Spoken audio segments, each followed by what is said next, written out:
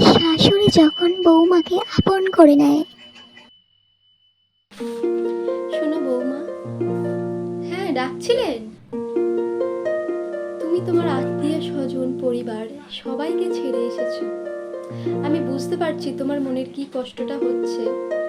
তুমি এই বাড়িটাকে পর ভেবো না মা, এটা তোমার নিজেরই বাড়ি।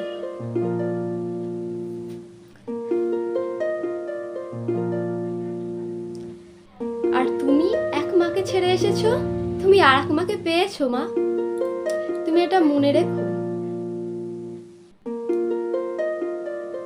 তোমার যে ইচ্ছা হবে তুমি ছেলেকে বলবে, আর ছেলে যদি না পূরণ করে তুমি আমাকে বলবে মা।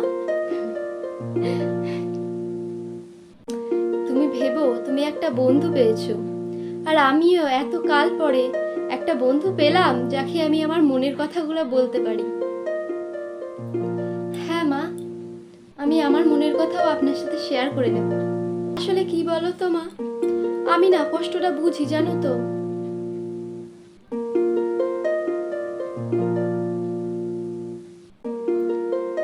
আর আমিও তো এককালে বউ ছিলাম বলো, তখন আমারও যা কষ্ট হয়েছে আমি চাই না যে আমার ছেলের বউ সেইগুলো পাক। আমি চাই আমার যে কষ্টগুলো হয়েছে সেইগুলো যেন তুমি না পাও মা, এটাই আমি চাই। আমরা সহ্য করেছি, তো তোমাদের কেন সহ্য করতে হবে বলো? আমি তো জানি কতটা কষ্ট হয় কষ্ট সহ্য করতে, তো সেই কষ্ট আর আমি চাইবো বলো যে তুমি পাও। তুমি পুরো মেয়ের মতো থেকো মা এই বাড়িতে। ঘরে ঘরে মা আপনার মতো যদি শাশুড়ি থাকতো তাহলে বউরা বাঁচতো। সত্যি আমি মা ধন্য, জানেন তো, আপনার মতো শাশুড়ি সরি মা পেয়ে সত্যি আমি ধন্য। হ্যাঁ মা, হ্যাঁ, ভালো থাকো মা, বেঁচে থাকো, সুখে সংসার করো। আর তুমি তো এই বাড়ির মেয়েই।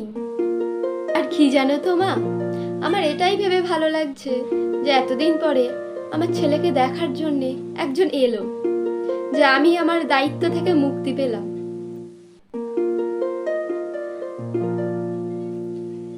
সত্যি মা, আপনার মতো শাশুড়ি যদি ঘরে ঘরে হতো না, তাহলে এত ডিভোর্স এত কিছু সত্যি হতো না। আপনার মতো যদি সবাই বুঝতো শাশুড়ি মানে প্রতিদ্বন্দ্বী না, সঙ্গী, একটা সুন্দর মিষ্টি সম্পর্ক তাদের, বৌমা শাশুড়ির বন্ডিং। কিন্তু মা আপনার মতো আর কোথায়।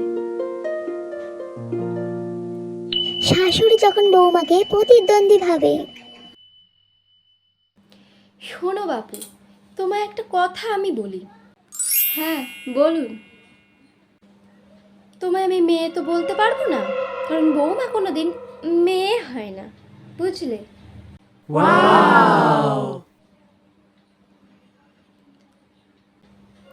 শোনো আমার কথাটা। তুমি এ বাড়িতে এসেছো, আমার সংসারে ঢুকেছো, সবই ঠিক আছে, কিন্তু আমার সাঁড়াশি, খুন্তি, গ্যাস, মিক্সচার মেশিন কোনো কিছুই তুমি ব্যবহার করতে পারবে না। প্লিজ মনে রেখো, হাত দেবে না। আচ্ছা ঠিক আছে, আপনি যদি চান যে আমি আপনার জিনিসে না হাত দিই, আপনি যদি তাতে শান্তি পান, তাহলে তাই হবে। আপনার জিনিসে আমি হাত দেব না, আপনার জিনিস আমি ছোবও না। থাক থাক, তোমার আবার কিছু বলতে হবে না, অত সাফাই দিতে হবে না তোমাকে। তুমি এসছো ঠিক আছে, আমার সংসারে না নাক গলানোর চেষ্টা করো না। হোয়াট? এখানে আমি এবং আমার মেয়ে যেটা বলবো সেটাই শেষ কথা। হোয়াট? আর আমার ছেলে, তাকে নিয়ে চিন্তা করার কোনো বিষয় নেই। সে আমাকে ও আমার মেয়েকে মাথায় করে রাখে। মামি, তুমি বউ হয়েছো তাই কি, আস্তে আস্তে তুমি সব টের পাবে। তোমার মা তোমাকে সবকিছু শিখিয়ে পাঠিয়েছে তো,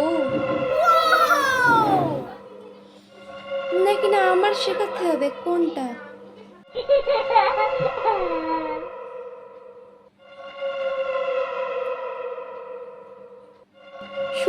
আমি বাড়ি থাকি না। কারেন্ট অফ হোক, বৃষ্টি পড়ুক, তবু আমি দোকানে বাজারে গিয়ে বসে থাকা লোক কিন্তু। Oh my মাথায় god. রেখো। সুতরাং আশা করো না তোমাকে চৌকে দেওয়ার জন্যে, তুমি নতুন তাই কি, তোমাকে চৌকে দেওয়ার জন্যে আমি বাড়িতে বসে থাকবো।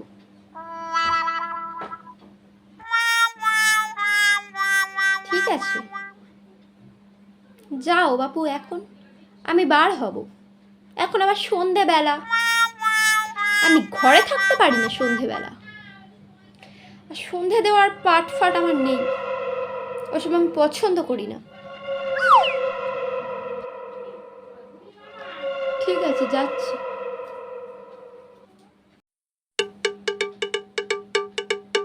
জানো না তো বাচ্চা, আমার ছেলের প্রথম বিয়ে, 10 বছরের সম্পর্ক, প্রেম ভালোবাসা করে বিয়ে করেছিল। ওই কি যেন বলে, সরকারি বিয়ে। ওই বিয়ে আমি ভেঙেছি। ওইখানে ওকে চোর বদনাম দিয়ে তাড়িয়েছি। তোমাকেও আমি তাড়িয়ে ছাড়বো। ছেলের পাশে আমি কাউকেই সহ্য করতে পারি না।